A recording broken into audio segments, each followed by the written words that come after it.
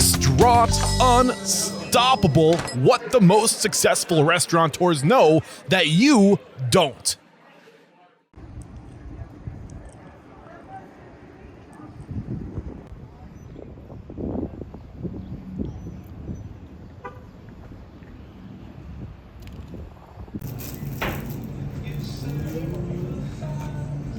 So these are the ribs that won all the awards we talked about, correct? Correct. Back in the early 90s through the 2000s. So I don't know where the other two are. With excitement, allow me to introduce to you today's guest, owner of 217 Street barbecue locations, the Warehouse Event Center, On Cue Consulting, and co-author of Peace, Love, and Barbecue, and Praise the Lord, Amy Mills. Amy, are you feeling unstoppable today? I am feeling so unstoppable. We say here, just try and stop us. I love that, and I feel unstoppable because just before the recording, you took me on a tour around this facility, and there's so many questions I have, so many things I want to ask you that I was just chomping at the bit, having discipline, not asking them yet. This is going to be a good interview. I really... I'm confident. No pressure. No pressure. Well, let's get that motivational, inspirational ball rolling with a success quote or mantra. What do you have for us? Well, we have so many mantras here, and we're famous for our Sunday sermons. I don't know if you noticed those driving up or on our Instagram, but we share words of inspiration every week. But really, the overarching mantra or inspiration at 17th Street is generosity is a recipe for success. Yes, generosity is a recipe for success. And when I hear the word generosity, I know what I think, but what other words come to your mind when you hear generosity? When I hear the word generosity, I think about other people, and I think about having that servant heart, which you must have to be successful in the hospitality world. But I also think about being a good corporate citizen and being a good community citizen, being a good employer. It really filters through the lens of everything we do. Yeah. And the word that came to my mind is hospitality. When you think of what hospitality is, it's warmth, it's generosity, it's giving, it's caring, it's all of that. And the legacy you guys have built here in Southern Illinois is amazing. So I'm really excited to share your story of hospitality and just the incredible stuff you guys have done. But let's just start by asking, like, where does it make sense to start sharing your story? Were you working in restaurants before working with your dad, or what? Just take us on a path of where you were and how you found yourself here.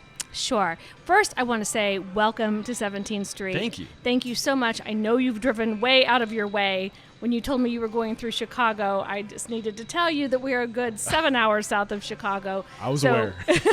We are honored that you are spending an afternoon with us here, and we just really appreciate the opportunity to talk about what we do. It's a pleasure to be here. Thank you. Thank you. Thank you. So the question was, did I work in the business? And no, I did not. Okay. I ran far and fast from this business. I went away to journalism school at Mizzou, University of Missouri, and I moved to Boston and really lived my adult life doing marketing and PR and advertising for a variety of companies.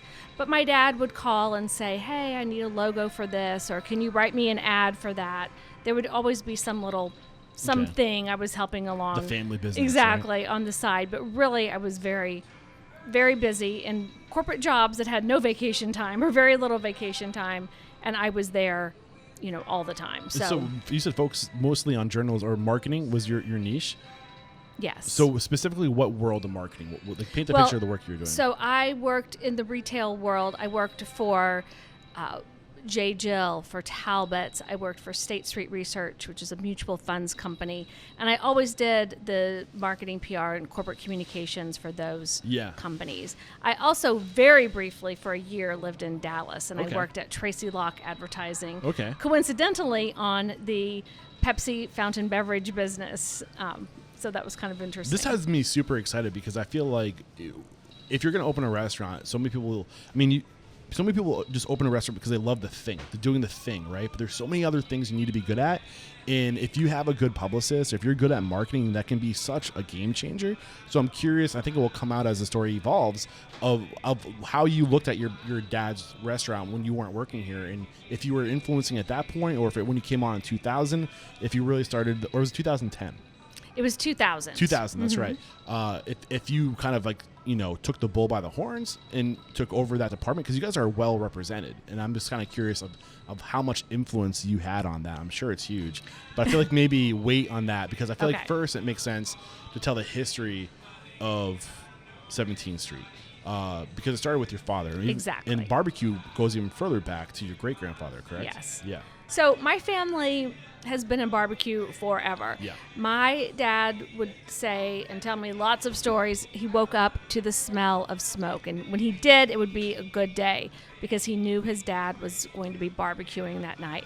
My family had a barbecue sauce recipe, and my grandfather's dream was to leave his job selling soap suds and cigarettes for the Palmolive Peat Company and bottle and market this barbecue sauce. Sadly, he died when my dad was 7. So my dad is one of 5 children, and there's quite an age span. From 19, when my grandfather died, the oldest child was 19 and the youngest was 6 months old. Wow. My grandmother even had a grandchild the same age as her 6-month-old, which is kind of crazy. That is crazy. My 2 older uncles actually ran a barbecue stand at the town pool in Cape Girardeau, Missouri. So my family has been involved in barbecue forever. And your grandmother, correct me if I'm wrong, took that recipe, right? And she kind of like fulfilled your grandfather's dream. Exactly. Yeah. She would make the sauce and sell it to neighbors and friends. My dad built barbecue pits out of 55-gallon barrels when he was in high school to make money. Even though he was a dental technician by trade, he actually was in the first class of dental technology students at Southern Illinois University, and he, until the fall of 2019, still had a dental lab in Murphysboro that made crowns and dental prosthetics for local dentists. He always was cooking up there, and people would say, "Hey, I'll get the meat. Would you barbecue for my class reunion or for my family party?" He even had a different bar, different from the one we're sitting in now, in the mid-'70s, until he bought this bar and grill. And he would barbecue and have fish fries and give the food away so that people would come and buy more booze. Yeah, that's where your margins are. Exactly. Right? Yeah, that's cool. So at what point did he say, let's go all in on barbecue? And was he practicing as a dentist while running... Yes. 17. That's crazy. Yes, he was. He was. So, and his friends would all meet here in the morning, or at the former place. They would meet for coffee and all have coffee before they went off to work, and then they would gather again after work and have their beer before they went home. It really was a place for him to entertain his friends more than anything. Yeah. He never did any of this to really make money. But I feel like when you do it for those reasons, obviously we need to make money to have the lifeblood to run the business and to create opportunity. But when you do it for the right reasons, because you love bringing people together over something that's shared, food is just an incredible way to bring people together. But when you do it for those reasons, it almost always goes further. Exactly. Yeah. Exactly. He would always say, like, the plan was, there was no plan. Yeah. And it just evolved into something incredibly special. But when he bought this building where we're sitting right now, 17th Street Barbecue, we were the 4th owners of this building. Okay. And from the beginning, in the early 1900s, there had been a barbecue sandwich and a hamburger served. But it was a bar, and only men came here. And I didn't point out on the side of the building, but I want to show you before we go, there was a drive-through. I saw that. So it's just a window with a doorbell, a home doorbell. There's no menu. There is a menu now. We finally put up a menu. But there's no intercom. You have to pull up and ring the doorbell. And you used to have to know what you wanted. And when I was little, women and children did not come in this under previous owners. But you could pull up through the drive-thru, and it was a big treat if your mom brought home a bag of barbecues or hamburgers from Allen Ray's is what it was called. And your dad took over in 1985, right? Yes. Yeah. So when he took over, was it a little bit more intentional than the first time? Because I feel like the first restaurant was about, it was a bar. It wasn't so much about the food. It was about the alcohol sales. What was different about this location? So this location, there was a woman named Betty who made those hamburgers, and Betty was here for a long time, probably 10 or 15 years. She was still alive and still making those hamburgers every day. The flat top was really kind of right at the end of this bar. So eventually he did build a kitchen, and he added more food. And it was a lot of home-cooked, just sort of family food.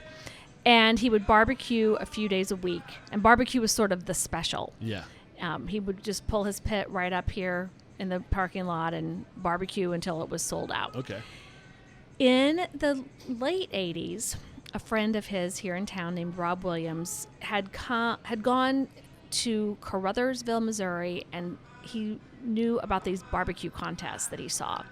And he got together with my dad and a few other people and said, we should start this in Murphysboro. And they were thinking, yes, this would be great.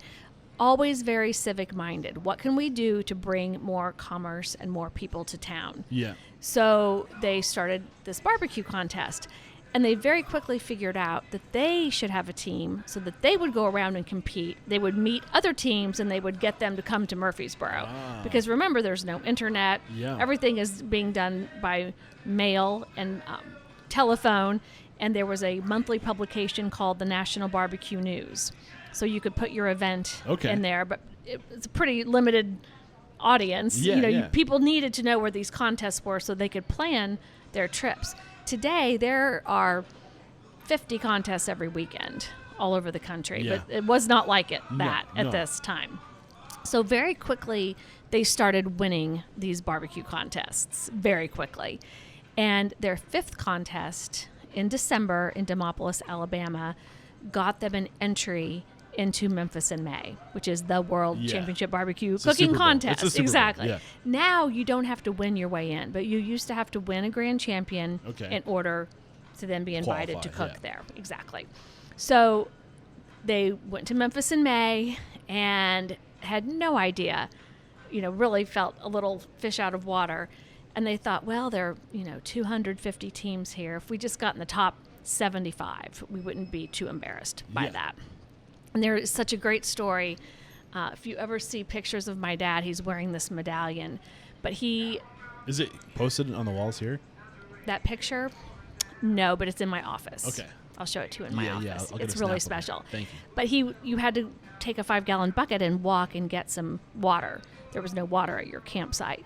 And he sat down on a log to rest for a minute, and a gentleman came and sat down next to him, and they struck up a conversation. And this man's name was Joe Phelps, and he happened to be, he and his wife, the publishers of the National Barbecue News. Okay. And they also had these shoppers that were like coupon newspapers that were given away all over South Georgia. But they also ran this barbecue newspaper. And he heard my dad's story, and he said, well, you're probably not going to do very well. But I'm going to give you this coin because, I don't want you to go home empty-handed. And it was a silver coin. The silver he mined the negatives from the newspaper. The old black and white negatives would have silver in them. Okay. And then he would have these coins made, and he would give them to people. And he said, I don't want you to go home empty-handed. So they won the contest. They got the first perfect score ever. That's crazy. They won first place in ribs and then the grand overall.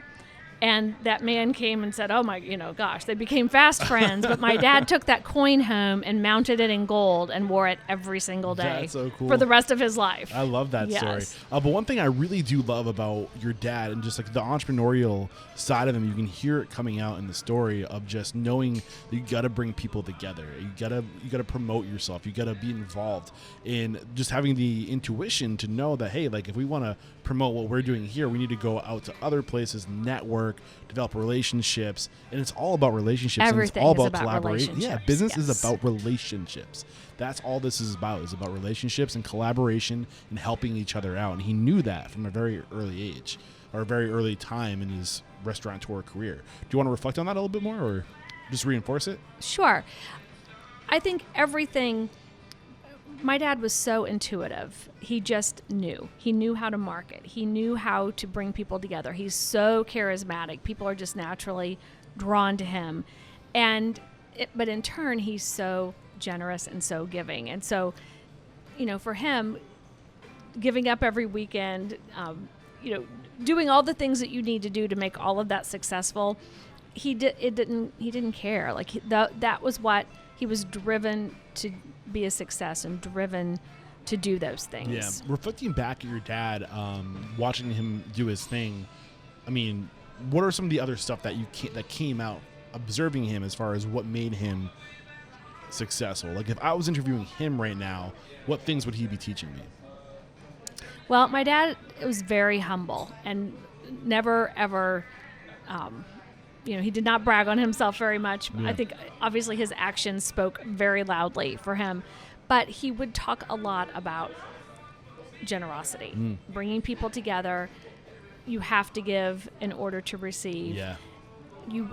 And really everything that you do to shine a light on Southern Illinois and on this town, it comes back to us, but it also comes back to many other people. So he knew that having this contest meant people would come and stay in the hotel. They would buy a tank of gas. Yep. They would go to the grocery store to buy some Ripple ingredients effects. they needed.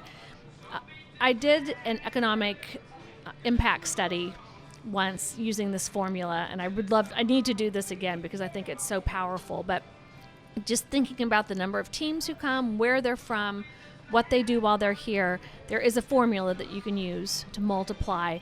But 10 years ago, it was like a $1.375 million impact this little weekend had on our town.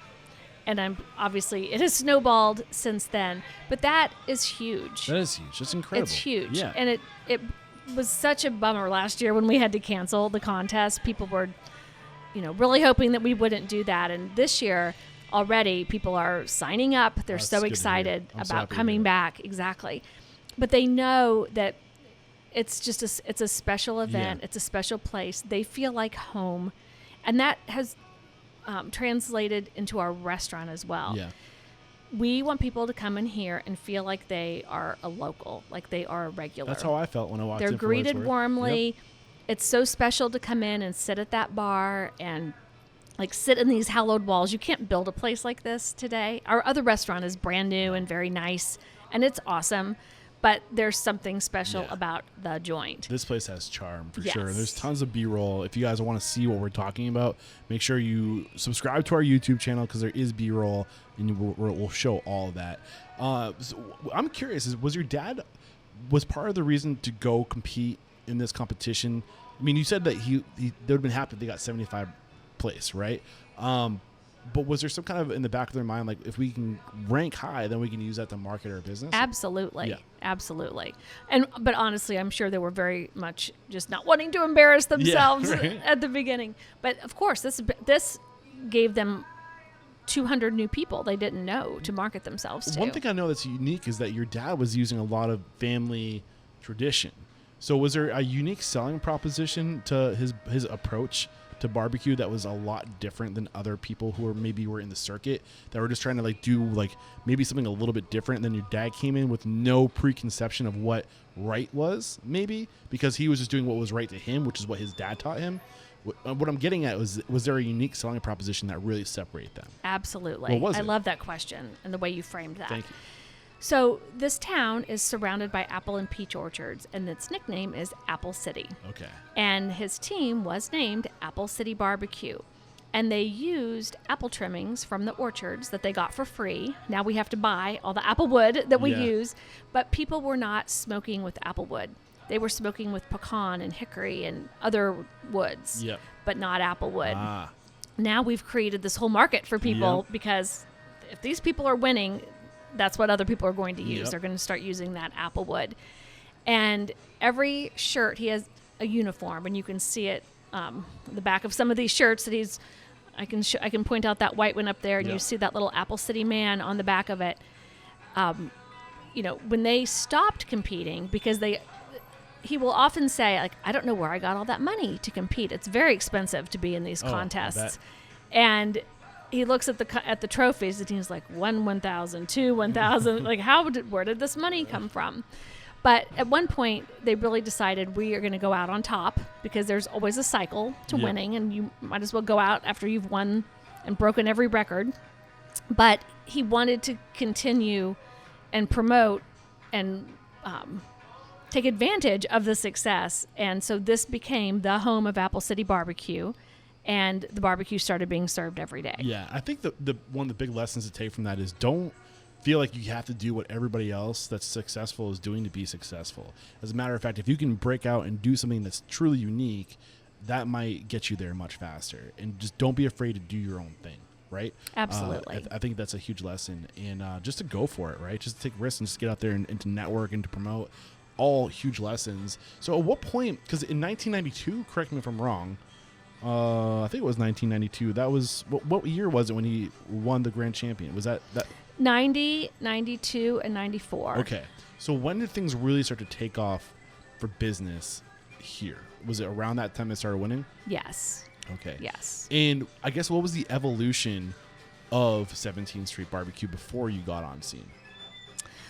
Well, he likes to say, and I will give full credit, I was doing okay before you came back.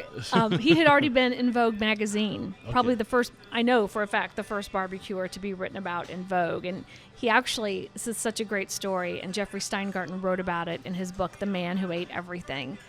But Jeffrey was a judge at Memphis in May, and he judged 3 fabulous teams, and he could not believe one of his teams didn't win because he thought they were all so good. Yeah. And so he came to my dad's booth wanting to taste what won. Well, when you win, everyone descends upon you and eats your food, and there was nothing to show Jeffrey. And my dad said, well, I'll mail you something. Yeah.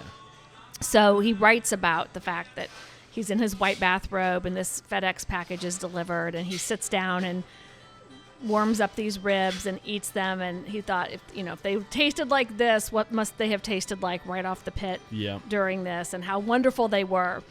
And there's a really cute story right after that came out.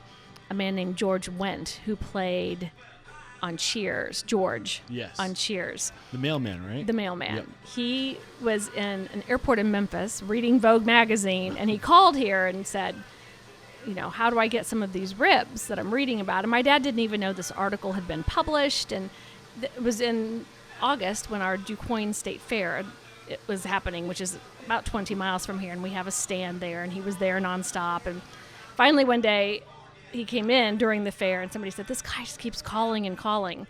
And so my dad spoke to him and said, as soon as this fair is over, I'll send you some barbecue. And I just have 2 requests. You have to call me and tell me how you like them. And if you are ever in Southern Illinois, I need you to come and have a drink at our bar. Yeah. He is from the Chicago area. Okay. He's not been here, but it was such a great story. And I did write about that in Peace, Love, and Barbecue, and I had to get in touch with him to make sure I was telling the story properly. And periodically we do still send ribs to George Wendt. I love that. Which is a great story, yes. Yeah, so I guess what I want to know as far as, we covered a lot of things of what your dad was doing, right? Hospitality, getting involved, being unique. When you came on, take us through now, your entry into getting more involved with the family business and how you first started being involved. Okay. So as I said, my dad is a born marketer. He had been on Good Morning America. Bill Clinton had been here visiting. He already had top security clearance to board Air Force One. Lots of good things happened because he knew how to make those things happen and how to capitalize. Actually, let's lean into that just a little bit more. So what exactly, if you could summarize 2 or 3 sentences, what it was your dad was doing to get these opportunities? Was it just the generosity? Was it just being willing to send something in the mail and to start that dialogue? Or what was his approach to getting people to know about him? Aside from winning a massive tournament or competitions, Well, honestly, he had no idea who Jeffrey Steingarten was. And none of this was calculated, and I think therein lies the charm, probably. Yeah. All those things just happened. He happened to be in the right place at the right time with a superior product. Got it. And then following through. You always have to follow through. So I think the follow through is as important as being there, for sure. Thank you for indulging me. And developing that, because he didn't know. He didn't know any of those things. But definitely the publicity for the team went a long way. That's why they were on Good Morning America. When those things happened, they always said yes. They were always ready to go. And, you just don't turn down any press opportunities because, again, it's shining that spotlight on the town. It's not only shining it here, but you were saying we are in Southern Illinois. We have all of these opportunities here. His hope always was that somebody who came here to cook barbecue would have a company, because these people all have day jobs, And that person would think, wow, this is a really nice little town. I might move my company there or start a new company there. Yeah. And that has not happened yet, unfortunately. And we are going to be 33 years into the contest. But that's not to say it won't. But I think this is another good example of the responsibility of business owners. I think that people don't realize that when you go into business that you instantly become obligated to give back to that community. Absolutely. Whether it's giving back to your staff, but ultimately you're there to serve your community.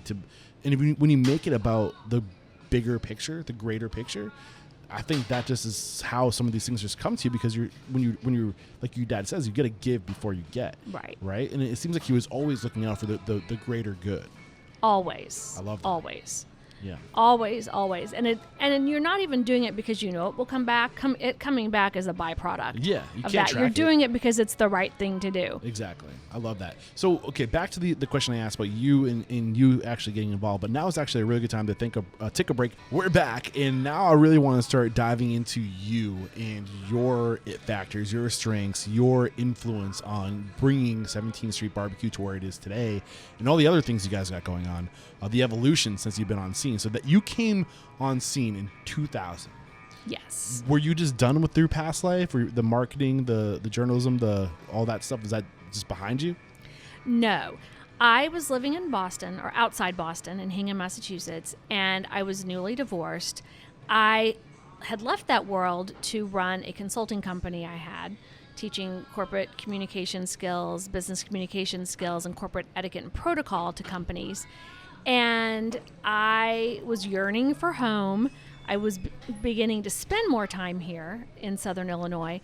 And I came for a visit once, and my dad handed me this little Post-it note. And he said, could you return this call for me?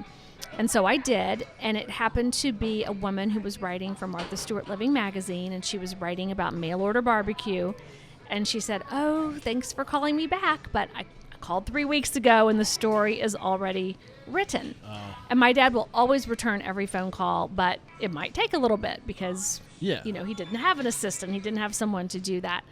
And so I said, Daddy, oh my gosh, we missed this great opportunity. And of course, he has no idea who Martha Stewart was or Martha Stewart Living magazine, but we missed this great opportunity. Start giving me those little pieces of paper and I'll follow up. So I really just very naturally started helping and started doing things. And at that time, he had started working with Danny Meyer, Michael Romano, and Kenny Callahan from Blue Smoke. And this is 2000. This is 2000. Yeah. Starting to think about that restaurant. So I would fly in when they were coming here to cook and to work on their recipes, and I would wash the dishes and just sit around and listen. And he would really be telling them not only how to cook, but also talking about the barbecue world. And I thought, this is much more interesting to me now than it used to be. And these are stories that need to be captured. And I am going to write a book about this. And so I did. I wrote a book proposal, and I went to New York and interviewed agents, got an agent, and sold Peace, Love, and Barbecue. And we went for about 6 months on some trips all over the country, visiting with barbecue friends. And basically, I would just ask a few questions and then let them talk. And I would come home and transcribe my little tapes and just craft that into vignettes and stories. Exactly. Yeah. And I knew how to do all of this because of my corporate background and because of my journalism degree. It was basically like producing catalogs. Yeah. I took all the pictures for the book.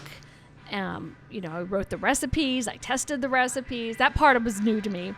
But I knew that there was not a book out there like this that captured this little, very special slice of Americana and that portrayed the barbecue people like they really are. I'm definitely going home with those books, by the way. I'm really excited. It would be my pleasure to send you home with some beautiful autographed books. Thank you. But Peace, Love, and Barbecue was published in May of 2005, and it continues to be a bestseller. There really isn't a book like that. That's incredible. I can't help but be curious, just because the name, everybody who's listening to this, you hear the name Danny Meyer. It's probably one of the most recognizable names in the restaurant industry. With your time observing your dad working with Danny, are there any lessons to pick up from just that business interaction and how they did business and how they communicated and how they worked together? Is there anything that you learned from that? Oh, so many lessons, and I'm Please not sure I can articulate them all right off the top of my head, but that was a real education in, and a pulling back of the curtain in the New York world, which I was really not that familiar with. So I certainly was able to dine in a lot of at that time there was Gramercy Tavern, Union Square Cafe, and they were opening 11 Madison Park in Tabla. So I got to experience those restaurants, but really kind of peek behind the Iron Curtain, so to say. But I really got to see a restaurant start from the beginning. And I didn't really see that here at 17th Street because our evolution was obviously very different from What are the big lessons that you think you garnered watching that, being a fly on the wall for that experience? I think learning about structure, because we didn't have a lot of structure here. It was a little, everything was a little loosey-goosey. Yeah. Learning about structure, learning about training, thinking about being more intentional in hiring and that type of person that you're looking for. We were actually have been always pretty good at hiring, but I never knew the word to give it. Like I didn't know we were looking for the emotional quotient versus the intelligent 51 percenter as Danny exactly. calls it. I feel like we were doing that, but I didn't know the language to use around that. I think Danny created a lot of this language Absolutely. just because there weren't words exactly. for it. So he just put words to it just to make it comprehensible, right? Exactly. And then he started with his team and he just shared that with the world. But you said structure. Can you give me an example of what that structure looked like? Well, hiring for a restaurant, and there are people who just answer the phones and take reservations. Yeah. There are people who just work the door. Yeah. So there are roles. There are. It's not we're a little fly by night sometimes. Everybody has 4 or 5 roles because we're not that big. Here's how you do everything in the restaurant. Exactly. Versus this is your set, this is your station. Exactly. Master this station. Exactly. This is your baby. Own this part of it. And we still don't have that. Yeah. But it was interesting to me to see that was one way that you could do things. I mean, the cool thing about breaking your business up into stations is that you get to create training curriculum around those specific verticals. So then you can bring somebody who's green and just teach them how to do one thing until they master that, and then you can teach them the next thing. Whereas if you throw somebody into a restaurant that's unorganized and you say you're hired, it's like drinking from a fire hose. There's just so much; it can be a little overwhelming. Right? Exactly. Yeah. Exactly. So, okay, 2000, you come on. Your focus is just really at this point helping your dad with PR, right, and being that communications element. What about so at this point you're an expert in communication. What things did you do to improve your dad's operation with what you were best at, communication? Well, definitely answering media requests and getting great press. Yeah. I think we really mastered that. Yeah. Being available later as digital cameras, in 2000 you didn't really even have a digital camera. I shot that first book, all these pictures you see on the wall. That was the last project I did with film. Yeah. And then it became a digital camera. So once you start having more access to other tools, building a photo library, today if a reporter is doing a story, they want photography. Yeah. I have a bank of beautiful photography to send that person.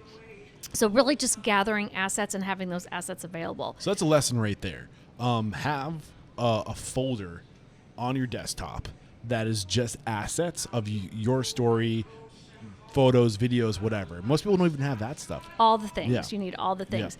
Yeah. And, before I had it digitally, I can remember going to Staples and making dozens and dozens of photocopies of every article we'd been in, and I bought folders and taped the business cards to them and filled them up with all of those, and people would call and I would immediately FedEx out one of these media kits. Yeah, so well, now you can have that all digitally. Yeah, so you're making it easy. So if you're going to make a path of least resistance for somebody and they're looking to share a story and you hand them the story, they're going to be much more likely to push that because there's going to be a path of least resistance because the work's been done for them. And if there's a level of authenticity, which you guys check that box, right? It just makes the job so much easier. You're lowering resistance. Yes. I love that. Yes. I created a fact sheet that had all of the accolades and all, great one-liners and things that people could weave into their stories. So that a reporter could look at that and have a quick interview and write a great story. Yeah, I love that. Beautiful. And you're giving them the words, so now your brand is going to have alignment across all these different mediums, right? Exactly. That's really important too. Looking back, reflecting over this past 20 years or so, give or take, what would have been the biggest evolutionary points in your mind as far as what's taken this brand, and whether it be profitability, just volume, or whatever it is? What are the big changes that have happened over the time? Well, that's a great question. I think being in Vogue magazine and on Good Morning America in the early 90s, that is one level up. Yep. That's a step up. Working with Danny Meyer and Blue Smoke. Well, and between that, establishing a contest that developed a national reputation and that drew people to town. So then that happens. Then we go and work with Union Square Hospitality Group. We write Peace, Love, and Barbecue. And a book really takes you to a whole new level, for sure. In between, we're leveling up in small ways every day. We're starting to be more intentional about many, many things, and hiring better and just having more systems. What were the most important things you think, aside from people, the other things that you were like, this needs a little more intention? Getting a POS system. Yeah. Because systems in general. Yes, the systems in general, but also accountability systems. Because if I only had all the money that's been stolen, yeah. And when you write paper tickets, that's what happens. So the POS system is essentially a accountability system. Absolutely. But what are some of the other accountability systems that you guys put in? I mean, just even with labor management, I feel like being a little bit more intentional with accountability, because it's not stealing, right? But if you're not managing your labor well, you're hemorrhaging money. Is Right. that something that you guys worked on? No, because I think that we've always have done a pretty good job of that. Really, systems, I would say also communication. Okay. So I'm very big on reading tons of articles and business books, and I'm constantly emailing, here's an article you should read. Everyone needs to read this article. Always with the links, and and they might be things about management, they might be things about marketing, they might be things about another restaurant, or look what these people are doing, or here's an idea. It's pretty far reaching, but I read all the time, and so I'm constantly sharing that type of information with people. But and that sort of goes then into staff development. So we start having more staff meetings, and it's just more about being intentional. For years we had one t-shirt that everybody who worked here wore. So I started getting into like more merchandise and things we could sell, and people had more options of things to wear.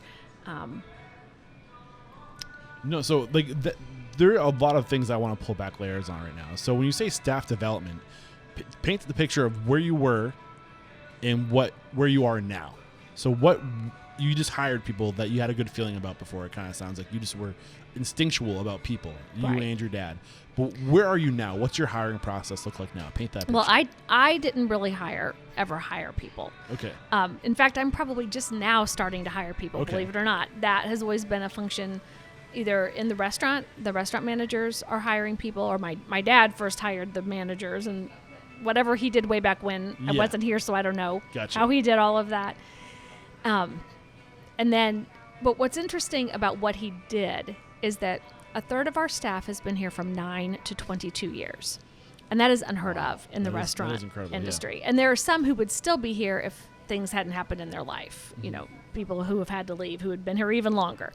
So that is pretty amazing. And it's not because we're the highest paid place by any stretch, because we know that restaurants are not huge salary makers, that restaurants don't have huge salaries, but we are a great place to work. Mm-hmm. And people are really proud to work here. So he intuitively hired some good people. There were people who were not so good. And a friend of mine, Rick Schmidt, who has sadly passed away from Kreitz Market, One of the most valuable lessons I've learned was from him. And he sat on the board of an electric company in Texas, and he went to a conference and he heard this statistic. And this has stuck with me for so long. You know within the first 2 weeks if someone is going to work out, but it often takes 2 years to get rid of them. Yeah. And when I said that to my dad, I said, I feel like we're on the 4-year program. Like, we know. So very quickly, we instituted a 30-day, well, it's really 28 days, because after 30 days, you have to pay unemployment if you fire somebody. So you're on probation for 28 days, and you're either going to make it or you're not going to make it. And you know that right up front. What are the terms of that probation? The terms are, you are going to be trained.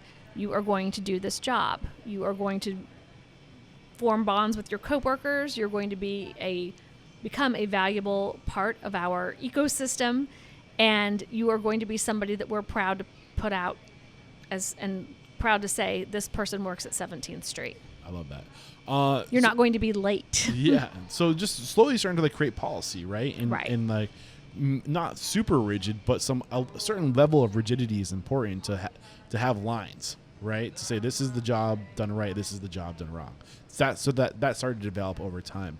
I am really curious about your advice on starting a book. Things that, if my listeners are listening to this and they think they have an opportunity to create a book, what are some of the things that you would? What's your advice for that person? Sure, there are so many more ways to publish a book now. I went both times the very traditional big publisher route. So I had an agent who represented my book. That it went to auction. It was purchased. I had an editor. There was a very certain protocol for the way that went. You don't have to do it that way now. You can self-publish a book. You can publish on demand. You can do all kinds of other things. To write a good book, I mean, those books became my life for a period of time. That especially, praise the Lord, there are tears on every page of that book. It was a really grueling process, and it requires so many more people than just you. I had to go over and over and over and over cooking procedures with my dad and other people who work in our kitchen. And I would test or try things that didn't work, and I would go back and then they'd be like, "Oh, you didn't do this. Well, you didn't tell me to do." You know, painstaking. It was so detailed, and this is not a book that just says, cook this at 225 degrees until it's done. I will say it should take about this time. In 1 hour, look for this. In 2 hours, look for that. Yeah. It's extremely detailed. Yeah, gotcha. I did shoot the photography for the first book because it was really more about people and not about the food. But then, to have a great book that has pictures of food, you need a good food photographer. Yeah.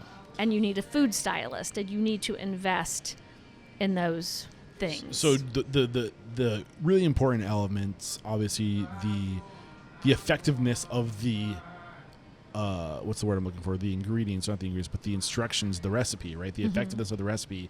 And then because it's a book, it has to be visually pleasing. So you have to get an expert in there. Outsource for those things is what I'm hearing. Right. Yeah. But more than any of that, before you get into that, it is, what is your story and why will people be interested in this story? Why will people want to buy your book? What do we need to know about sharing our story? How do we share our story effectively? So sharing your story is everything. That is what brand building is all about. It's a developing story, and the story changes and develops over time.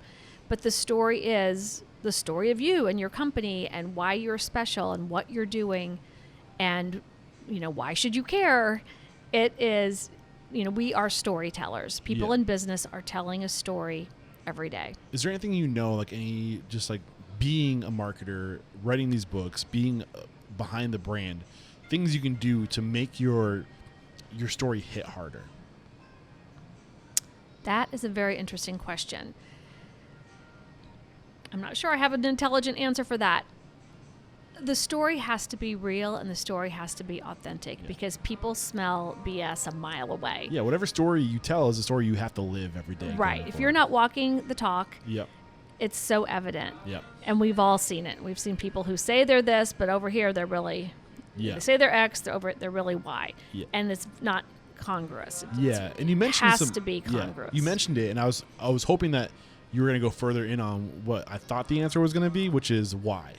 right? Like what? Like people don't buy what you do. Right. They It's buy the why. why you do it. Exactly. And there's a whole book, Start With Why, Simon Sinek Yes, wrote. I love Simon Sinek. Yeah. So why is why so important?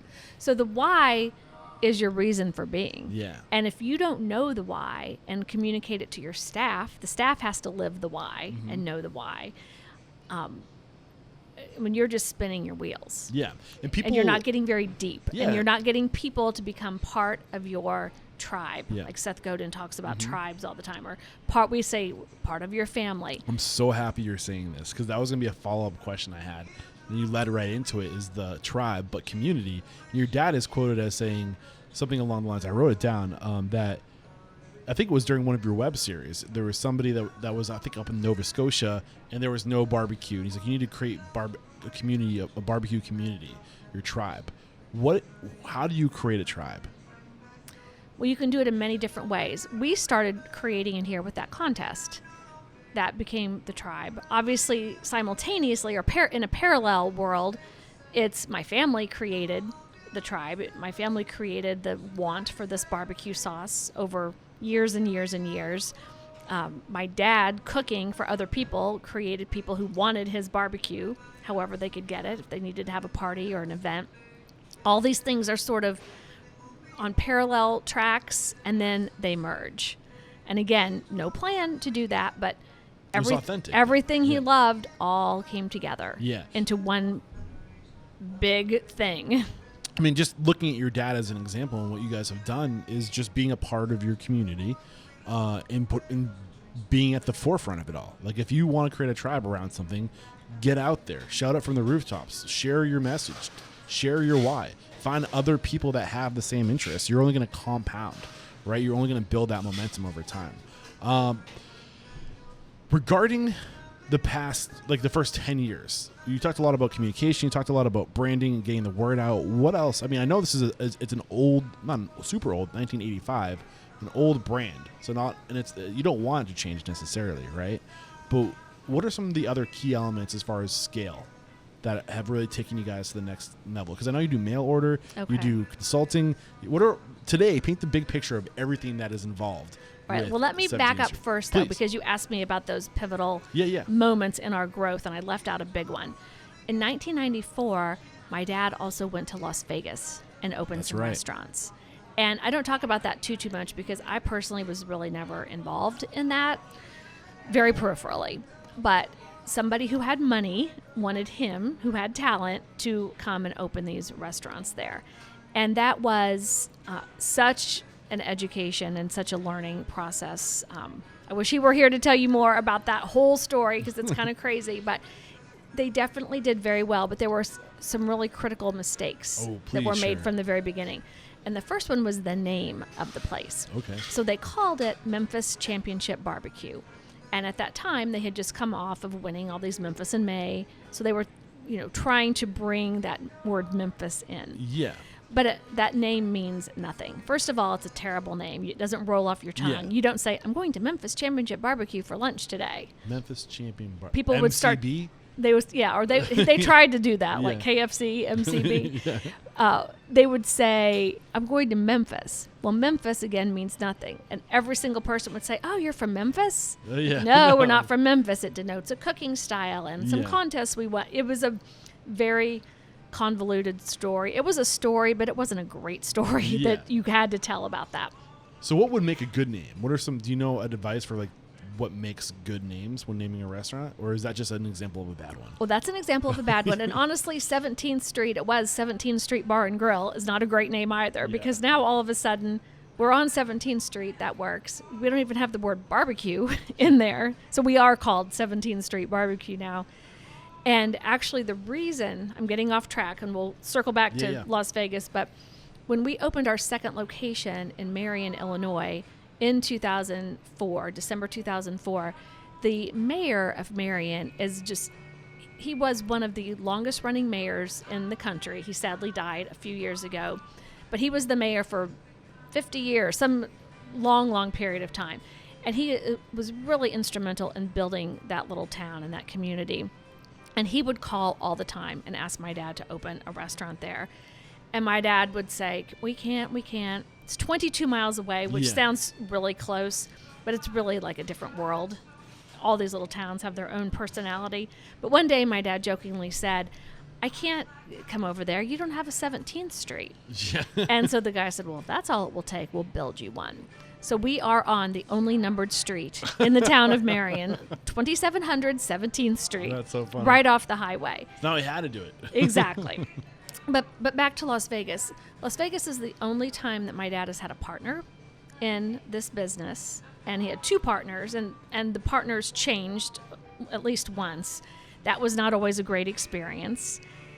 Obviously, it's a totally different world. Very high-flying world there. Talking about Las Vegas. Las Vegas in general. And then if you're not there, you are being robbed blind. if you are not there running your business. And so, even though there are these three partners, they all have other businesses too. They can't all be there all the time. The restaurants were very successful. At one time, there were 4 of them, and then it quickly winnowed back down to 2. And by the grace of God, we sold those businesses on December 31st, 2019. How lucky were we? Wow. But one of the partners passed away. One of them was not in great health. And so the daughters and I got together and we need to divest ourselves of this because none of us can run this. We all have our hands full with other things. So they had a very good long run. And a huge lesson there, though, is that you need to be in a restaurant. You cannot not know what's happening.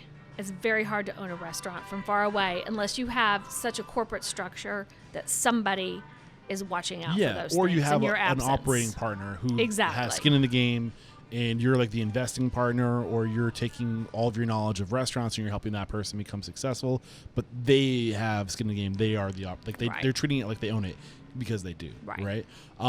Great lessons. So many different things we can talk about. So at what point, because at this point in the timeline, do you guys, your dad's sending things in the mail, but is it an official mail order, or is he just being generous with sending things in the mail? At what point did that become like a significant part of your business? So mail orders started after Peace, Love, and Barbecue. Okay. And so that one, for the record, that was Peace, Love, and Barbecue was 2005. 2005. Yeah. And so I want to say maybe 2006 is when I started mail order, and that was one of my projects. So I set up a GoDaddy shopping cart and figured out how to do that. Nice. I did the photography. I figured out how to load up the products on there, and how to run that business. And since then, now we've had this evolution. We're on our 3rd shopping cart, and we finally have cracked the code. But there were probably many times when we did not do that well because we didn't calculate the cost of things properly. So give us some details of things that people just don't consider when starting mail order that you wish you knew when you were getting started. Sure.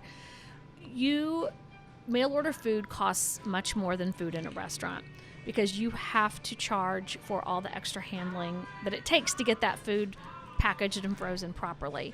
And the packaging itself. You have to think about the cost of every single piece of vacuum packing that goes into that, the refrigeration, where are you going to be keeping it, how much do those coolers cost in which you're mailing, how many ice packs does it take to get there properly, what can be shipped 1 day versus 2 days, can anything go longer, do I even have access to dry ice?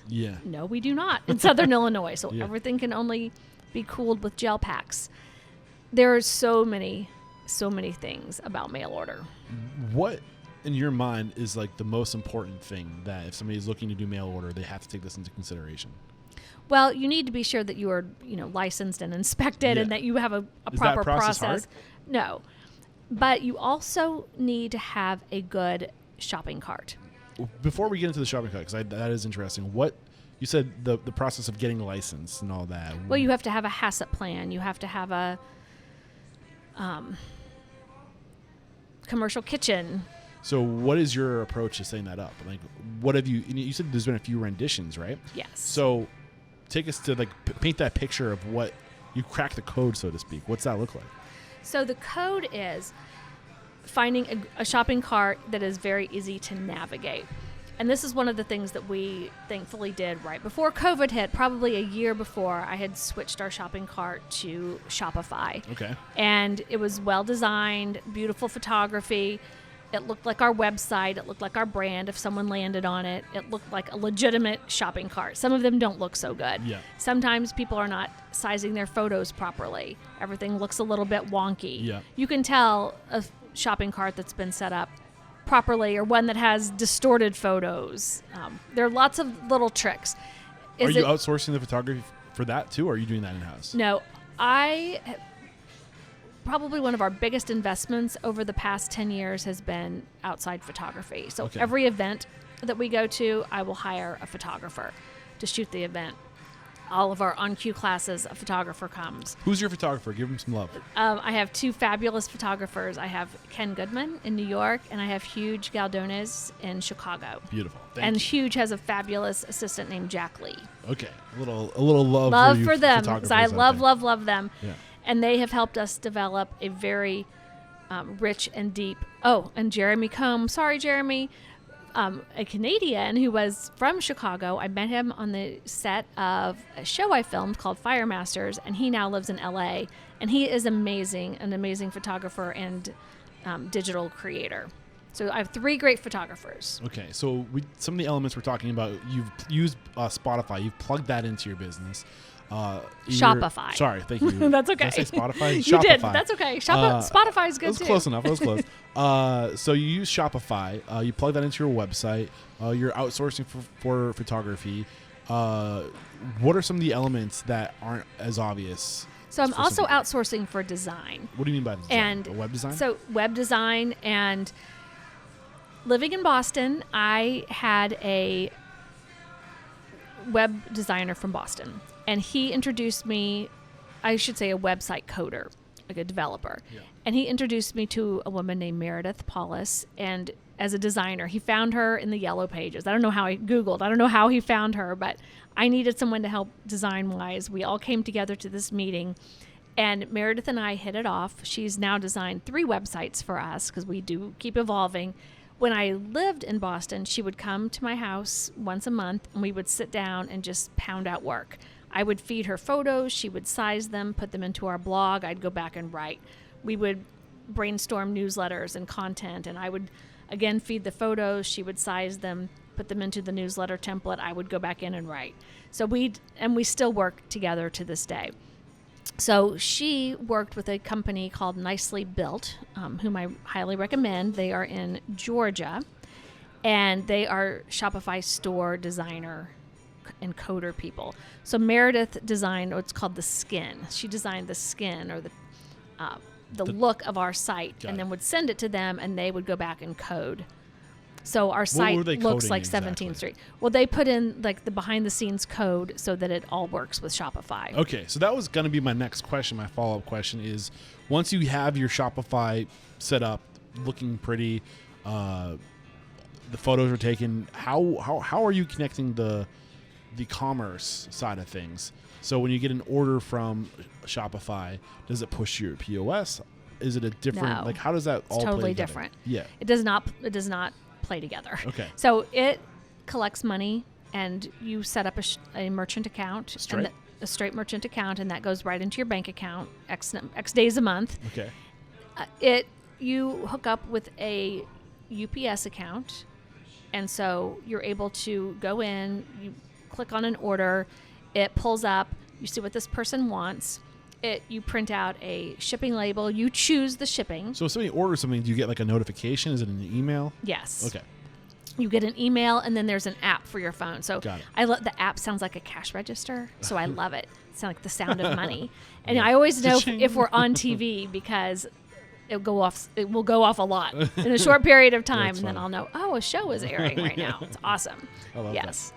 That's great. So was that like the one of the biggest projects you worked on after the book to get to where you are now? Yes, it is. So you also, real quick, zoom to 30,000 feet so we can see the big picture. To date, you have you have the 2 restaurants, right? At one time, we had 4 restaurants. 4 17th Street. 4 17th Street. One here, one in Marion. We had one in O'Fallon, Illinois, right outside of St. Louis, and we had one that we operated just a few days a week in Sparta, Illinois, at the World Shooting and Recreational Complex. Okay. When did the one just outside of Missouri close down? We operated that restaurant for 7 years. From 2004-ish? 2000. Also, it opened right around the time of Marion. Okay. Right after. So around let's say 2005. 2005 to 2012. Can that be right? Okay. Around that time. 2004 to 2011. So you had at one point 4 locations. You had the mail order. You have now you're doing. I know this is more recently. You're doing the packaging, the sauce factory, where you're getting your. That's very recent. That's very recent. What else between you had the other book go out? Thank the Lard, right? Praise the Lard. Sorry, why do I keep saying thank? Praise the Praise Lard. the Lard did not come out until 2017. Okay. So I had a long period of time between books. What else did you guys do that was different? So we also started On Q Consulting. On Q Consulting. And that was in April of 2009. So one of the things I noticed when you came on board, and it seems like you were a big part of this, is creating multiple channels of revenue. And I got to tip my hat to you. Your merchandise is really great too. You have hats, you have shirts, you have all these different things. You started talking about that earlier. So you really started creating multiple channels of revenue. Yes. I think that was one of the things I really wanted to talk about today. And you're giving us great detail on that. So what else do you want to talk about as far as all these elements we just mentioned? Okay. So the multiple channels of revenue are important, but I will say. Now I'm thinking to myself, did I pull you off the subject of the mail order too soon? Is there No? Well, I want to say cool. a few more things about that, because what I want to say about all of these channels of revenue is that the restaurant is still by far the biggest moneymaker. So everyone thinks like the mail order sounds so sexy and like such a big deal, but even at the height of the pandemic, when our mail order quadrupled, a whole month of online sales is like a decent restaurant day. Okay.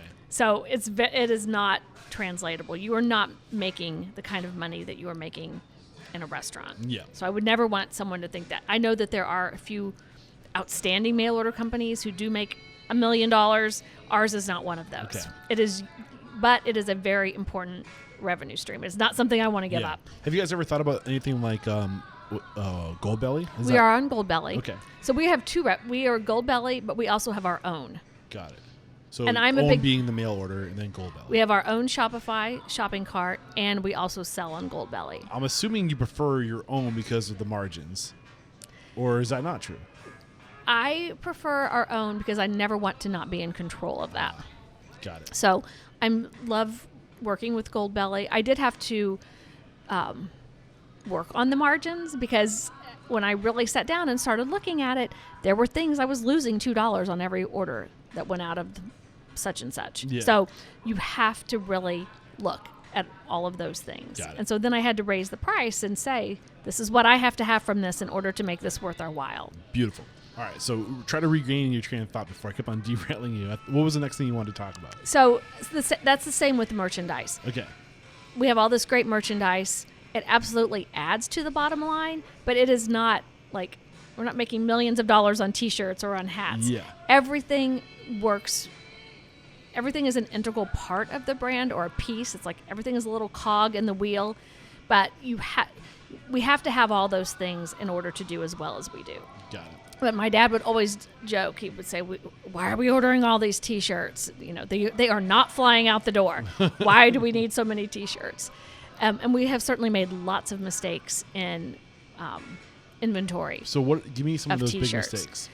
We would order too many. Or people in different restaurants would give us an incorrect inventory, and then we would order more, and we would learn that we had boxes of things that somebody... was behind the other that was thing. behind the other thing, exactly.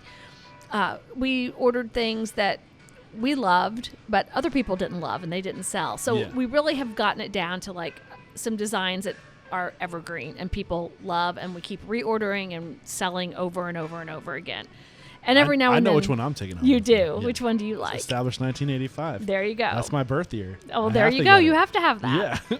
It's a double whammy for you. Yeah. But the other thing about the mail order is figuring out the appropriate price. Obviously you have to know what the market will bear. There might be things that aren't worth they would just cost way too much. So are you talking about mail order? Are you talking about the food or the merch? I'm talking about the food. Okay. We do send all of the merch. But one of the important things that I have learned is that people will pay a lot of money for food, but they do not want to pay for shipping. Yeah. So a big change that we made was that free shipping over $50, which then instantly that means all your food is free. But we have factored that price into the retail price. We're eating some of the cost of shipping, and the customer is paying some of the cost of shipping. Okay. Because it's very, very expensive to ship overnight, and it's only gone up. Or is there a sweet spot specifically that you can think of and share with us? A sweet spot. As far as what to absorb and what to pay forward to the guest. It's about half and half. Half and half. And there are times of the year, for example, in the summer, everything starts going overnight. So we bear a bigger portion of that. So of all the things we mentioned that you helped be a part of the evolution here, which is the one that you're most proud of that's had the biggest impact on the organization? Wow.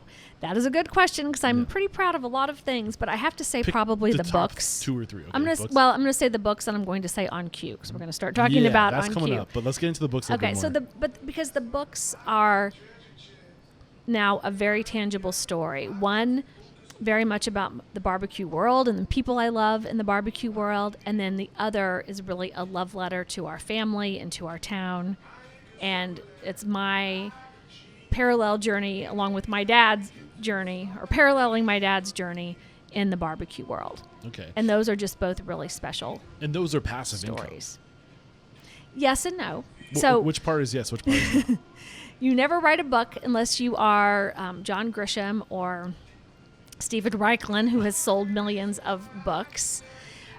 But books are not a money maker per se. The money you're going to make on a book is the books that you sell in your restaurant. Okay. So we were fortunate to be paid well to write our books. However, that becomes your money. You can't do anything else. Yeah. And you have to pay for your photographer and the food. There's many, many, many expenses.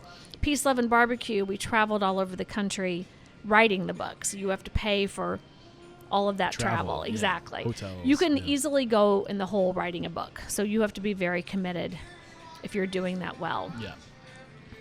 So we covered some of the things that make it hard, but is the benefit just the branding and the fact of having something that is your story that you can share? Yes. Yeah. Okay, I think we can transition to your consulting now On Cue. Okay. So when did this come into frame? So I would notice when I was here that people are traveling to Murphysboro. They want to visit this barbecue shrine. They want to meet my dad. They want to sit at the foot of the master and ask all kinds of questions. They want to call me on the phone and ask me all kinds of questions. And my dad, again, generosity, will sit and talk to anybody all day long about barbecue, to the detriment of our business. So I thought, I'm going to monetize this. Which part of it was the detriment of your business? That everybody's doing the same exact barbecue, or your dad's busy doing other stuff? Exactly. Yeah. His attention, he's gone for a whole day talking to somebody, or these people have just dropped in. Nobody ever called. And nothing's getting done. Your dad's talking to somebody else. Nothing is getting done. Exactly.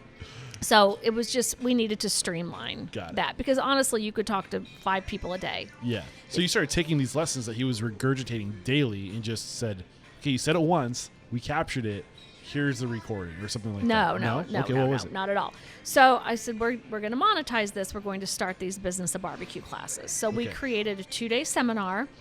People would come in a small group, really 20, 25 people. I wanted them to be small to get lots of attention. Yeah. So I'm charging $1,000, and actually the price is going up on those. But you would come and learn.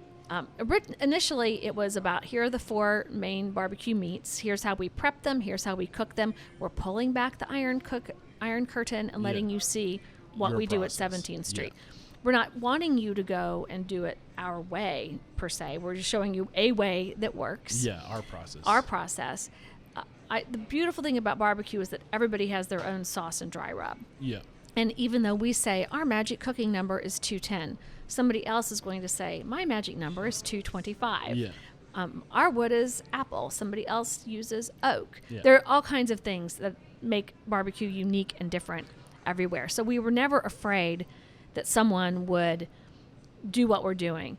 You know, even when we helped start Blue Smoke, we spec'd their barbecue pits. They use apple wood. They, for the first 15 years, used our sauce and magic dust.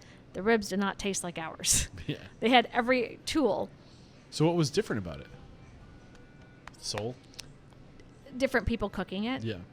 It like your heart and soul translate to that meat. It's a very mystical process. It sounds a little woo-woo, but you know, barbecue has heart and soul baked into it.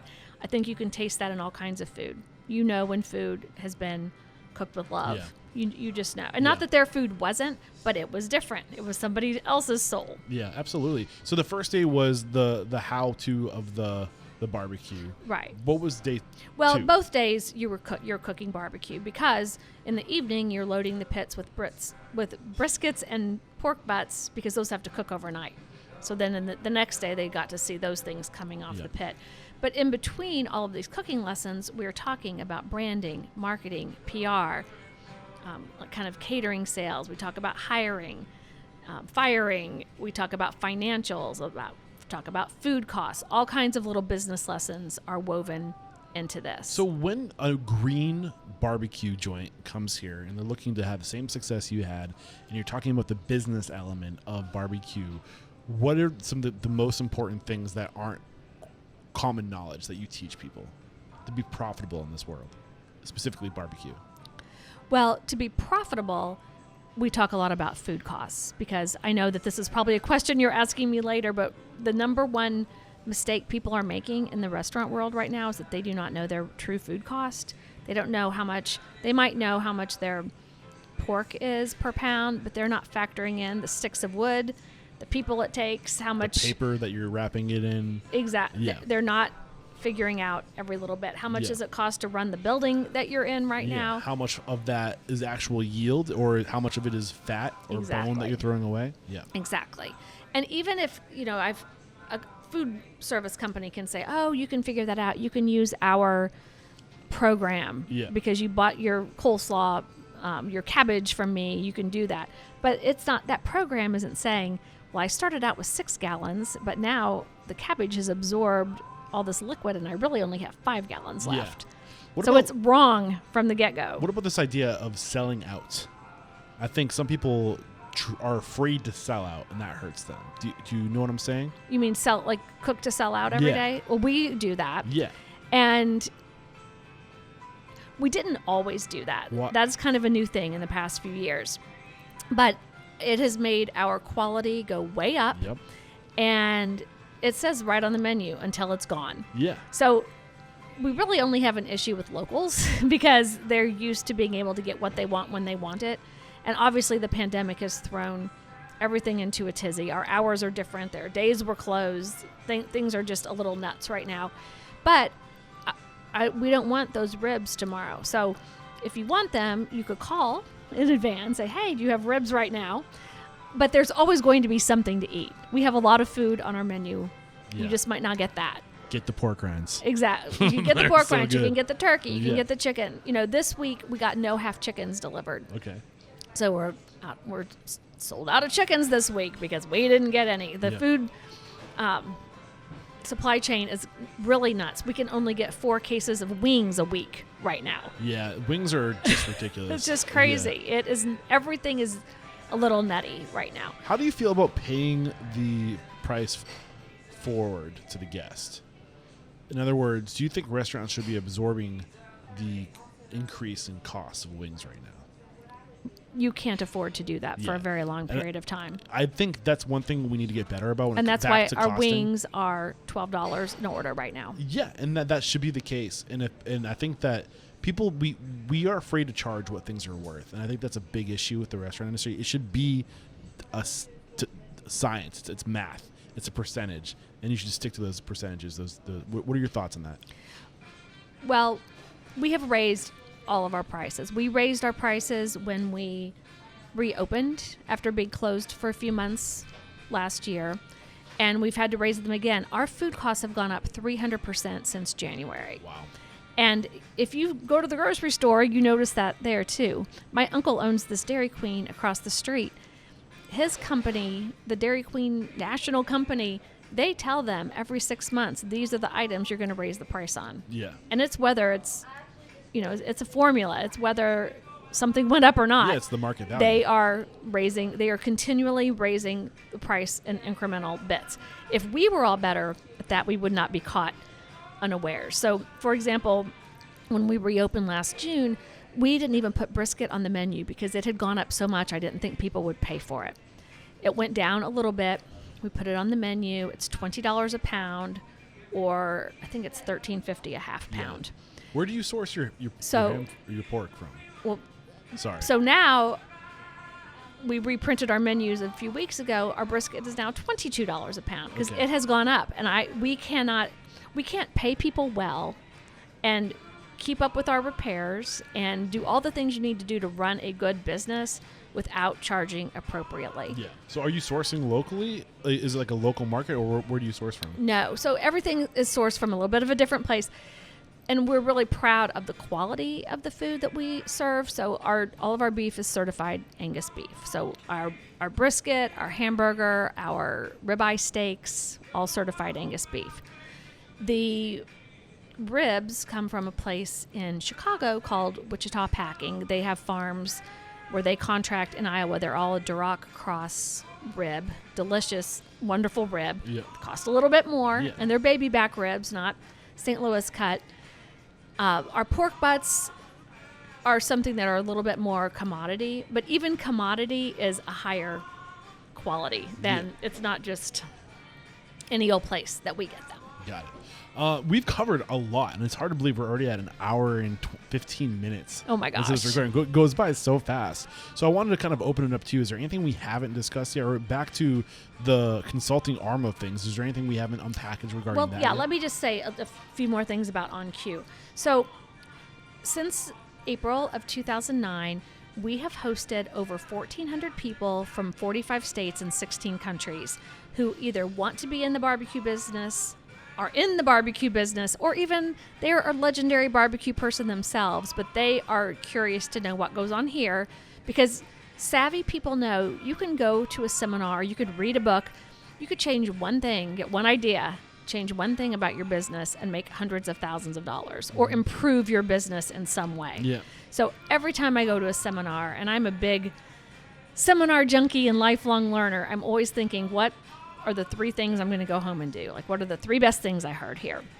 There's always something. Yeah. Always, always, always something. So after doing the Business of Barbecue class, people want more. So we created a catering master class. So this now becomes all about catering. And you have to have come to the first class to go to the catering class, because we don't have time to go back and someone says, how do you hold your ribs? Like, we already talked about that. Yeah. We're deeper in now. And then we created this whole hog extravaganza. And I'm particularly proud of that because I really feel that the way that hit really helped the resurgence of whole hog cooking in America. We used to turn away whole hog events. Like, people would want a whole hog for their wedding. It is not an economical thing to cook for people. Even though you have this giant animal, you can get about 80 out of a 170-pound pig, like we served right here today. You can get about 80 sandwiches out of that. How many pounds of meat would you yield? Well, 80 times 4 equals what? 320 pounds? No. That wouldn't make sense. No. 80 times 4, and then divide that by 16. Okay. Because that's ounces. Like, if sandwich is 4 ounces, I don't have a calculator Neither right here with me. It doesn't matter. That's it's the not. answer. It's not a lot. It's not a lot. Yeah. So, but it's a show, and I think it's important to let people know where your food comes from, and that's why we bring that hog right into our dining room every Sunday so people can see it. It does not come from the styrofoam packaged piece of meat that you see in the grocery store. And we have photos of that, which we can B-roll right now too. Exactly. Yeah. And then the beautiful thing about whole hog cooking is that there are so many ways to do it. So we brought in always 3 or 4 other people to do their version of whole hog cooking. So people are cooking on cinder block pits, 4 or 5 different pits that we would pull up in the back of our place. People are using different wood, different seasoning, different sauces. So you could take this 15,000-mile trip right here in our building. That's cool. Has Patrick Martin been a part of yes, this? Yes, he has. Yeah, he's past guest in the show. Yeah. That's great. So fascinating. And then we add like a brisket component to that. So we bring in 3 or 4 people who are known for their brisket, and they are doing their brisket their way, their seasoning, their wood, and you're getting a taste of all these flavors. So and they're telling you how to do it from a business standpoint. So you have the business of barbecue, you have the catering, and then you have this event. This whole hog extravaganza. And I love this mentality of just coming together, people who are trying to accomplish the same thing. There's always so much power in just coming together and sharing knowledge. And I can get behind that because that's exactly what I'm doing. I'm trying to do with Restaurant Unstoppable Exactly. Network. It's just people who are on the same path coming together to support one another. And I don't know why sometimes people are so afraid to share knowledge and to help each other out.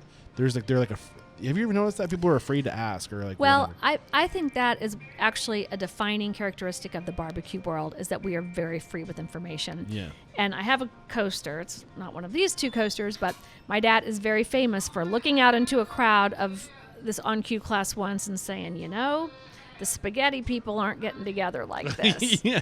There's not a spaghetti convention, and they're all They're all trying to tell what they do. But I think part of this comes from being so comfortable and confident in your own skin and your own world and processes and what you're doing, that you're not afraid to tell someone else. Yeah. Because honestly, what is that? Often imitated, never duplicated. And the other thing too, like it doesn't the heart and the soul. Yeah, it doesn't matter what you know. It's about how you execute and the relationships you have. Right. So you can give away all the information. Can they execute like you? Can they show up? Can they give like you give? Do they have that hospitality, that soul that we're talking about? Right. All that stuff is what makes it happen, right? Absolutely. The only thing we haven't talked about that I have on my list of things I'm really curious about is your latest project, which is you took the building next door and you created a sauce factory. Which get into that. Like what inspired you to pursue this opportunity? So we have always had our sauce co-packed, and it's very hard to find a sauce co-packer who's going to make your sauce exactly the way you make it and you want it to taste. And I said, I feel that we should get into this business and we could become a co-packer people like. I had no idea what that entailed. And it entails a lot. And do you still think it's a good idea? I think it's a good idea. Good. We have not taken on any clients. We're still in the registration process. Yeah. We just finished it. That was yet another pandemic blessing, is that our contractor had time to work on that. And we did have a contractor who quit. We've had a lot of obstacles along the journey of getting this building built. But one thing that was very important to us was, again, revitalizing our downtown and helping with this revitalization. So we bought a building that was falling apart. The front part of this building is going to be a coffee shop, and we're starting construction on that, I would say, within a month.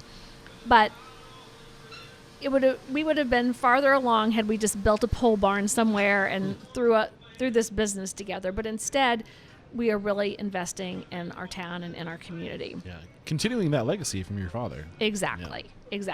And I'm really glad that he was able to see a lot of this. He wasn't able to see it finished, but so close to being finished, and he was super, super proud of it. I'm sure he's proud of you. Yeah. And these are his sauces that we are developing. Yeah. Exactly. So I think a lot of people want to put their intellectual property, their ingredients, their recipes into a bottle and sell it. What advice do you have for people that are looking to do that? So before you do that, you need to be sure you have a market for it. Okay. How do you know? Well, you have to have people or contracts or people who are selling it. Obviously, if you have a restaurant, you have one outlet for that already. And that's sort of how we started. We have our sauce available here. The local Kroger wanted it. The local Schnucks wanted it. 50 little grocery stores in our region wanted it. Yeah. And we did that for a long, long time. So there's a demand. Exactly. There has to be a demand, because you will have to purchase a certain amount. And I've talked to many people who say, oh my gosh, I have 4 pallets of sauce delivered. How can you help me figure out how to sell it? Yeah. You needed to figure out how you were going to sell it before you ordered the 4 pallets of sauce. So you need to have a home for it before you even get Exactly. it. So you're just kind of transferring it over. Exactly. Right? Okay. So that's exactly. a huge lesson. And you need to know, as you're developing your sauce, depending on where you will co-pack it, this was a big lesson we learned. For example, let's say you use Hunt's ketchup. That co-packer is not going to use Hunt's ketchup. They're going to say, here's my recipe for Hunt's ketchup. Yeah. And then the whole thing is going to devolve from there. So if you use every branded item you use, they will not be able. Is it a legal thing? No, it's a cost thing. Okay. So you coming to a place like us to co-pack will mean that you will be able to use your branded products that you will most likely, if we don't already have them, you would provide them to us, but that means your cost per bottle will be more. So can you sell it for more? But why wouldn't the co-packer just forward the cost to you? That's just not how they work. Okay.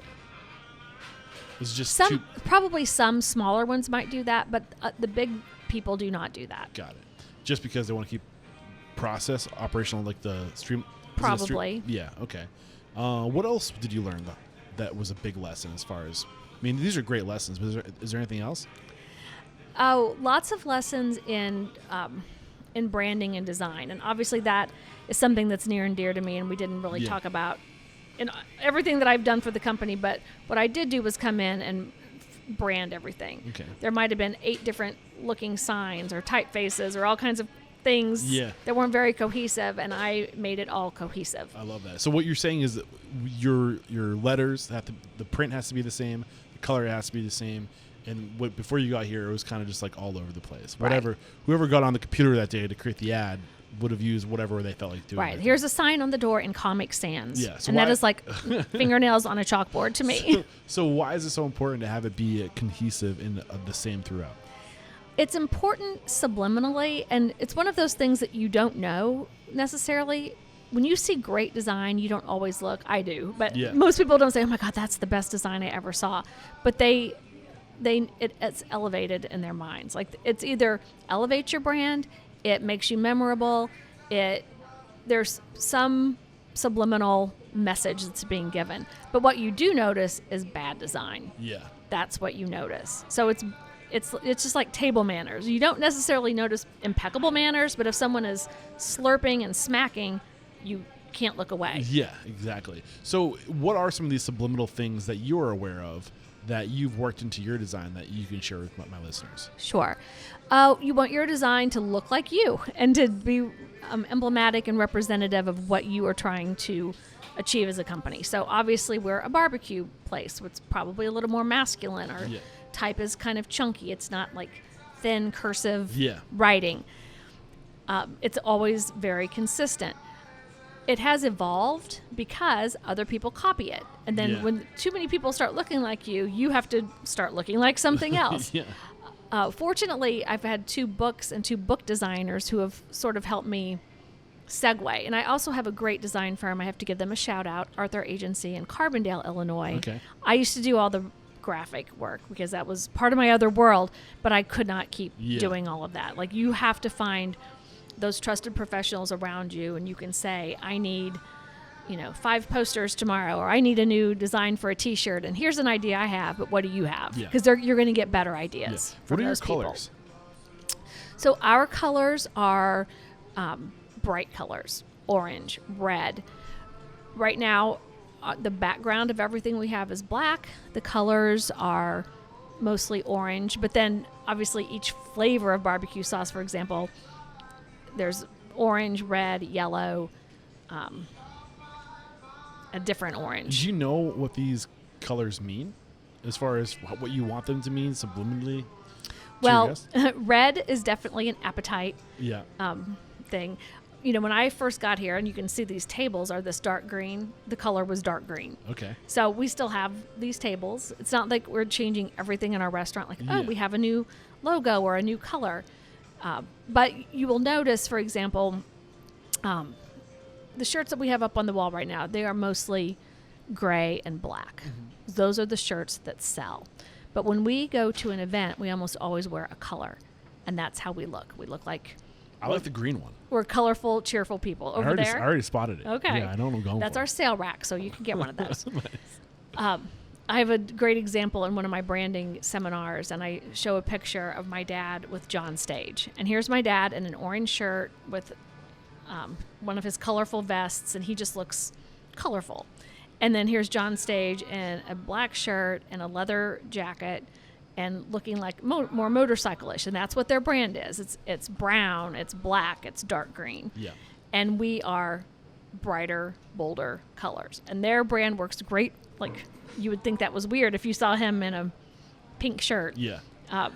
But yet my dad could wear. He has worn a salmon-colored shirt. It wasn't quite pink, but I love salmon, man. I think it's great. Is there anything we have not discussed up to this point that you want to get out, that you're chomping at the bit to talk about? Oh my gosh, I feel that you have delved deep. That's the goal. You've been a great guest. We ask all of our guests before we say goodbye, the mission statement is to inspire, empower, and transform the industry. So how have you transformed personally from to the year 2000, getting really involved in the family business, to today? How have you transformed? My biggest personal transformation is that I have become cheerfully flexible. And there was a day that really happened. And I'm pretty high-strung, wired pretty tight. I like things. I have an idea. I like it to be executed. I like things to Type look. A. I like it all to be a certain way. Yeah. And it doesn't always go that way. And I sometimes get very upset when it does not go that way. And I just was having a conversation with the person who helped teach me this lesson 2 days ago. But during one of my on-cue classes, I very much had 20 people per class. And if you didn't sign up, you would get bumped to the next class because. Yeah. And because that's what I wanted, 20 people. I wanted it to go like this. And then I always wanted that overflow, knowing that my next class already had a start. Prime the engine, right? So before on cue, we would often do a little class at Old Hickory Pits in Cape Girardeau, which is about an hour from here. And it would just be an afternoon class the day before. And sometimes people would sign up for both of those classes and then spend the night and come on over to Murphysboro the next day. But there was a gentleman who's become a dear friend named John Holslander, Gator John's Barbecue in Florida. And he came to the Old Hickory class and wanted to come to this one. And I told him no. Ooh. He would have to come back to the next one that we had in the fall because this one was full. And he was crushed. And he said, what do you mean? And my dad is saying, let that man come to the class. And I said, nope. He didn't think it was worth signing up for. He could come to the next one. Yeah. He didn't sign up fast enough. And he said, well, I'm spending the night here. If somebody doesn't come, will you call me? And on the way home, my dad said, call him. What is your issue with this? And you need to let him come to this class. And even in the classes, I'm used to running seminars that go like clockwork. Here's my schedule. Here's what's going to happen. And every single class, I would end up in tears because we would get really off schedule. Cooking took longer or less time. People asked many more questions. Or just things did not go like a business seminar that I was used to giving. And I had to learn to operate on restaurant time and not. And I would also have people in the class, and I purposely did not give an agenda because we couldn't stick to it. And people, when I did give an agenda, got upset if we ran over or if something didn't happen. Yeah. So I learned very quickly not to do that. But I called John Holslander and said, of course you can come to this class. So I feel like the lesson is that it's okay the world isn't going to be exactly how you want it every time. And yet there's a little bit of a give and take, almost like a Buddhist approach of it's like this. And I can't change that this is what it is right now. So I might as well not get stressed out over it. Right. I love it. And he has become such a good friend. He has been, travels to the Big Apple Barbecue Block Party and helps us. He comes to Chicago and helps us. He's on our Memphis in May team. He is one of us now. Yeah. And that would not have happened had I not said, please come to this class. Yeah. I'm being silly. We should give an opportunity, and there'll be another opportunity at the end as well. But if we are interested in this class, how do we find it? If you go to our website, click on the On Cue tab, scroll down to the middle of the page, there is a separate mailing list for On Cue. It's not putting you on our 17th Street list. It's a very specific On Cue list. If I put you on, it will most likely go in your spam. So you I'm really on the need, list. I subscribed today. and you need to opt in. I did. You have to opt in. I got the email because I can see how many of those emails get delivered and not enough get delivered. But if I could just say one more thing about that cheerfully flexible lesson. If there was ever a time I needed to be cheerfully flexible, it was during this pandemic year. And I feel we owe much of our success during this year to the fact that we became very nimble. We could pivot. We could see if something worked or did not work. We did not get up. Obviously, we were upset. Everyone was upset, but we learned to roll with it. Yeah. And we just did the best we could do on any given day. We did not. That driving through must have been a blessing. It was a blessing. Yeah, sorry that I cut you short. That's okay. No, it was a blessing. That's when we put up, maybe we should put up a menu. Yeah. What a novel idea that people could see what we have to offer for you. I know that you didn't ask me this question. Well, you did about Shopify, but the other really important thing a year prior also is that we had switched to Toast. Okay. We used to be Aloha people, then we switched our POS to Toast. And if you have multiple operations, that lets you compare across operations. With Aloha, they were very vertical. Okay. You could not, and they looked different. The report looked different because we set them up at different times. So you couldn't say like, how many barbecue sandwiches did I sell? And just read lines across and do any kind of comparison. But that also let us instantly click on online ordering. We never did that before. Yep. We bought some handheld machines so that we could walk out to people's cars and take their credit cards. Like all these little pieces of technology that we were able to implement and just turn on a dime were hugely important. Yeah, that is huge. I mean, you have to evolve with the time right now. It's getting to the point where it's expected, where people, when they're like, I'm hungry, the next series of events isn't get in my car and go to the restaurant. It's pick up my phone and place an order. Right. You know, and you don't need an app today, too. I think that's a lot of people think you need an app. If you have a solid website and you have that website integrate with Toast, you can order straight through your POS and it goes right into your website. And Toast has an app too. Yeah. So and the Toast app will show you anybody in the area who's using Toast. You're like, oh look, I didn't even know all these people are right here at my fingertips. Yep. Awesome stuff. And how can we connect with you if we really enjoyed listening to you today? We have follow-up questions, or maybe we're interested in coming to join you at Q. What's the best way to connect?